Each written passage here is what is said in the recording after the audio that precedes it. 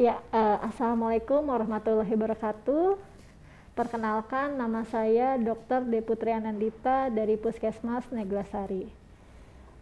Ya, adik-adik semua, apa kabar? Sekarang masih dalam masa pandemi ya. Mungkin adik-adik semua juga sekarang masih dalam situasi belajar di rumah. Nah, di sini saya diberi kesempatan dari SMK Merdeka untuk memberikan beberapa materi mengenai kesehatan, khususnya sekarang ini di pandemi COVID-19. Nah, Saya mau memberitahukan dulu kepada adik-adik untuk situasi COVID-19 di negara kita ini, di Indonesia.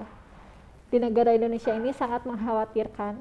Kasus COVID-19 yang ada di Indonesia ini sudah sangat tinggi. Sebanyak 2 juta pasien yang terkonfirmasi positif. Untuk di Kota Bandung sendiri sudah sampai 20.000 jiwa yang terkonfirmasi kasus positif COVID-19. Mungkin adik-adik juga sudah pada paham COVID-19 itu apa. Jadi COVID-19 ini adalah salah satu jenis virus baru corona yang pertama kali ditemukan di Wuhan. Sebelumnya kita belum kenal dengan virus ini. Dan mungkin adik-adik juga sudah sangat paham untuk penularannya. Bisa dilihat di beberapa media informasi yang sudah sering ada. Penularannya itu bisa secara droplet ataupun bisa di area permukaan yang terkena oleh pasien-pasien COVID-19. Droplet itu adalah percikan yang keluar dari bagian hidung, lalu dan mulut.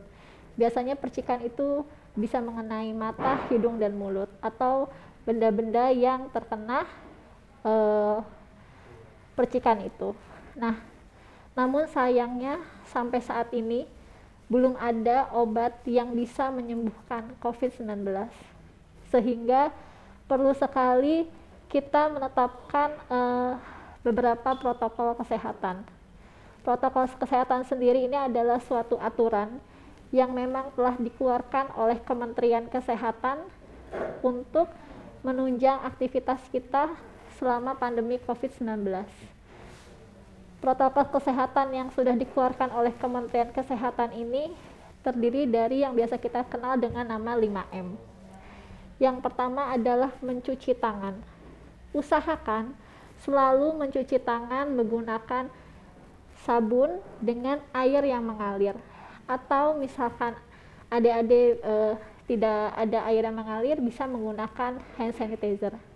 Jangan lupa cuci tangannya pun sebisa mungkin itu 6 langkah. Jangan tiba-tiba hanya cuci tangan seperti itu saja. Lalu protokol kesehatan yang kedua adalah menggunakan masker.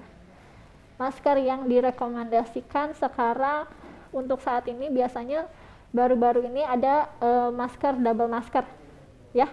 Nanti akan saya jelaskan double masker di sesi terakhir. Lalu protokol kesehatan yang ketiga itu adalah menjaga jarak.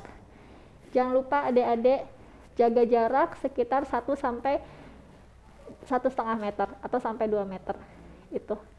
Lalu protokol kesehatan yang keempat adalah menjauhi kerumunan.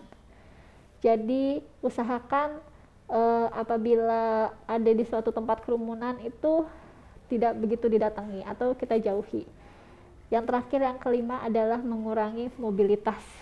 Jadi kalau misalkan adik-adik perlu keluarlah seperlunya.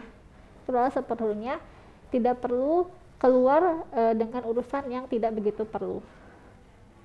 Nah, untuk protokol kesehatan ini sangat penting adik-adik.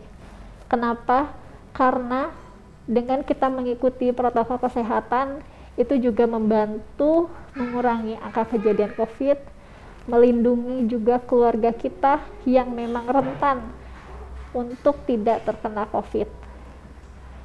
Dan kalau misalkan adik-adik abai atau misalkan tidak mau mematuhi protokol kesehatan, mungkin kita akan terus berada di dalam pandemi ini. Jadi kalau misalkan ingin pandemi berakhir, mungkin mulai dari diri kita sendiri dengan mematuhi protokol kesehatan.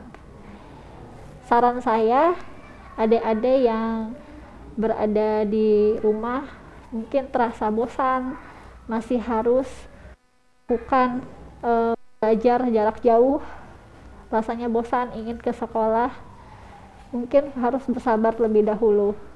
Tetaplah mengikuti protokol kesehatan dan tetap mengkonsumsi makanan-makanan sehat. Mungkin sekian dari saya. Sebelumnya tadi saya punya satu janji ya, karena ada sekarang tuh sudah ada peraturan untuk double masker. Jadi dulu kita biasa menggunakan masker hanya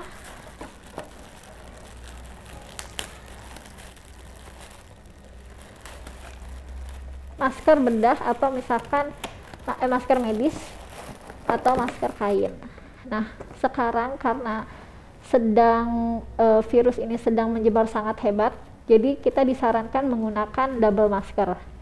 Double masker itu yang pertama kita menggunakan masker bedah seperti ini, lalu di luarnya kita menggunakan masker kain. Kalau kita menggunakan masker dengan cara itu memang akan lebih terasa sesak, tapi ini untuk kepentingan bersama. Lalu apabila ternyata tidak ada masker kain, hanya ada masker medis, ini bisa dilakukan masker medisnya diikatkan seperti ini. Jadi masker medisnya diikatkan di ujung dan ujung saja.